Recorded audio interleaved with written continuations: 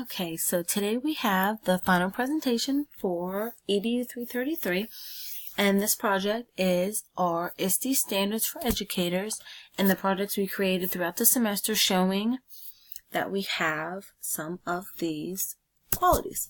So the first one we're going to talk about is a leader, and it's educators that continually improve their practice by learning from and with others and exploring proven and promising practices that leverage technology to improve student learning.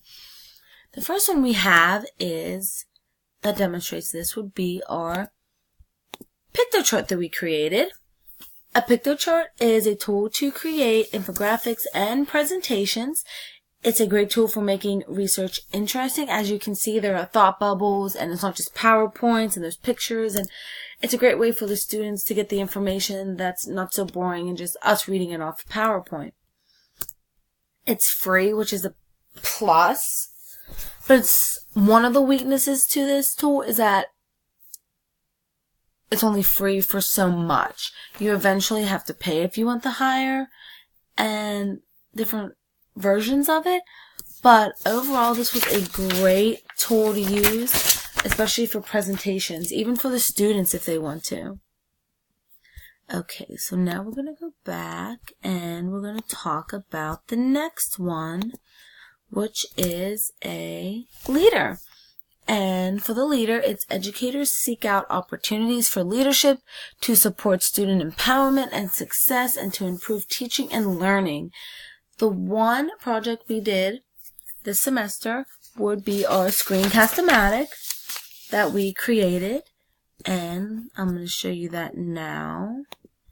It's wonderful. Here's just a little brief clip of the one I made. To appease nature or accompany the rite of passage.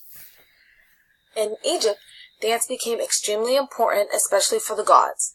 Priests would mimic significant movements in the god stories to please them, but Egyptians were also the first to start using dance as a form of entertainment.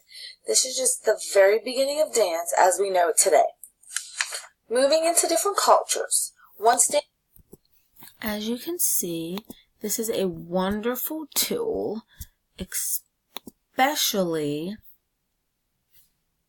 for when students are absent or for when the teacher isn't absent. It's a good way for the students to get the information and for the teachers to have all the information be the same for every class. It's trained so that it's free. It's video and audio is available. You can delete certain segments instead of the whole presentation. So if you want to truncate a certain section, you can get rid of that instead of having to restart all the way from the beginning again.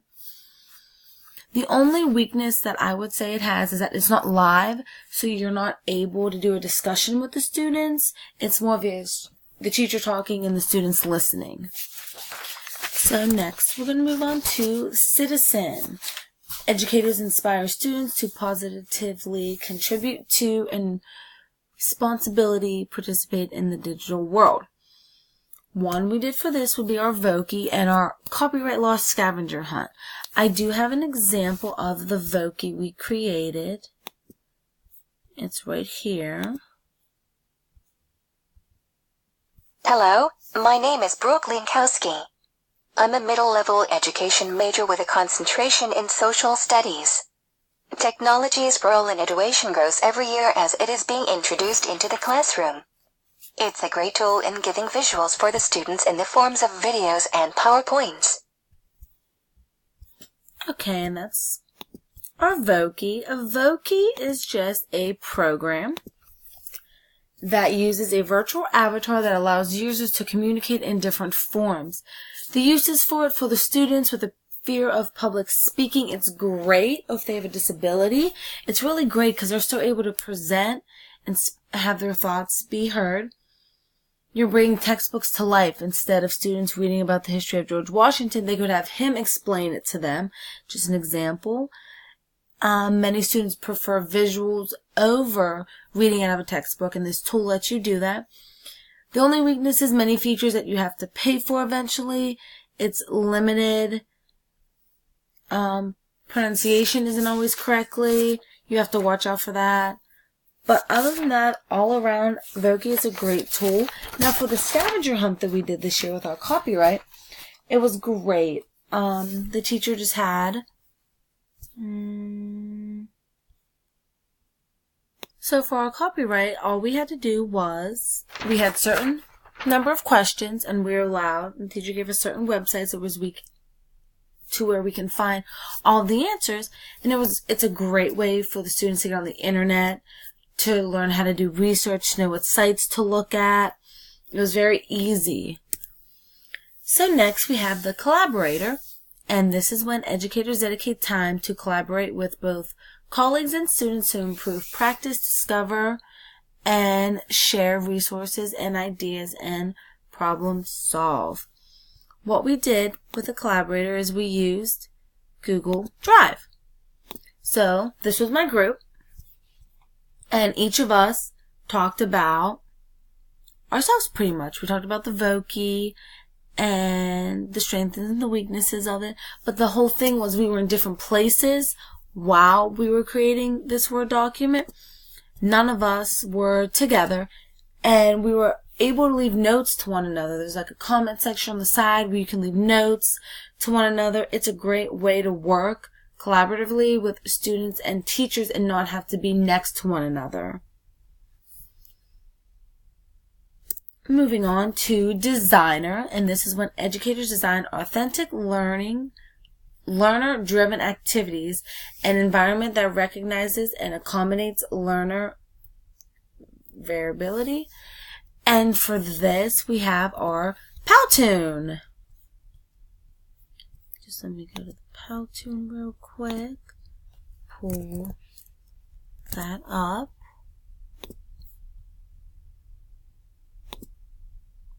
Powtoon is a tool to create inanimate presentations and inanimate explainer videos. It's a great way for teachers to introduce a unit to the class. Here is mine.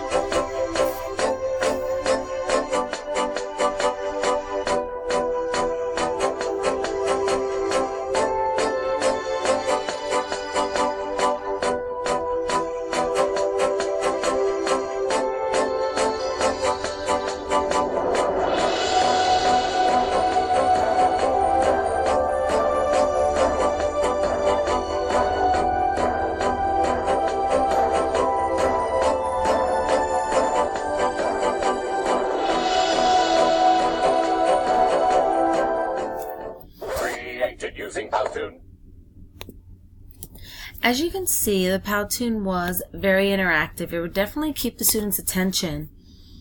But not only that, it's really great for students who are a bit shy, for them to present research, make students more interested in presentation. It's free. You have many characters and animation to choose from. If you sit there and watch a Powtoon, it makes learning a bit more fun. The only weaknesses to this tool is that you have to pay for certain animation, certain characters, but it brings many opportunities to the classroom for teachers and students. For the teachers, it's a great way to introduce himself or herself in the beginning of the school year, maybe even introduce lessons or units, even for open houses to give a brief description of themselves. Instead of having to walk up to each parent, you can just have your Powtoon playing on repeat. For students, it's a great way to create PowerPoints or present research. It's colorful and animated and would make projects more interesting. The next one we're going to talk about is a facilitator. Educators facilitate learning with technology to support student achievement of the 2016 ISTE standards for students. And an example of this would be our QR codes we created. So this is my QR code that I created, and if you would have the reader on your phone or an iPad for the students, they would go to this QR code, it would pull up a video of an elephant rolling around in the water. Now, I don't know if you would use an elephant rolling around in the water during teaching, but it's a great way for students to use technology in their classroom. You're integrating technology into your classroom. Maybe for a scavenger hunt, you can use QR codes and have them placed around. And instead of actually seeing the object, they have to scan the QR code for the next clue to where they need to go next. It's a great way. You're creating learning opportunities that challenge students to use technology. It's innovative. It's something students would enjoy very much today. And lastly, we're going to talk about an analyst. Educators understand and use data to drive their instruction and support students in achieving their language goals. And what we have for this is a Nearpod. And I love Nearpod more than anything. It was probably my favorite tool that we used all semester. This is just a little brief Nearpad that we did. It's so cool because you're able to drag and move around, and I'm staring at the Parthenon right now. It's very interactive with students, but the great thing is that it's taught completely from the teacher on her phone. So she did this whole lesson on her cell phone, and she's teaching it through her cell phone while the students are looking at it on their iPad. You are definitely integrating technology so much with this. There's so many different things you can do, like you have 3D representations. Here's science, we're talking about light, ultra rays, all kinds of great tools that you can use in your lesson. Here they even have like little mini PowerPoints you can use inside your own PowerPoint. You can also have them ask questions and have them answer it. All online, you can monitor it all, even have them draw pictures. All in all, love Nearpod. It's so great. Students love being on their cell phones, using technology every day. And the more we get, the more advanced technology gets, the more kids are going to want to bring it into the classroom. This is a great way for students to have their phones with them or an iPad with them. The only setback to this is that students kind of get lost sometimes when you put them online. It's kind of a downfall for all of these tools. When you put the students online, there's always that threat and there's that risk because students are online. They can get click crazy. You can start off on topic and then they could end up somewhere completely different, like 13 web pages down, and you never really know. But all in all, since technology is evolving, you're going to have to start introducing it to the classroom. So these are some of the projects that I've done this year that show that I am learning and have some tools underneath my belt for the ISTE standards.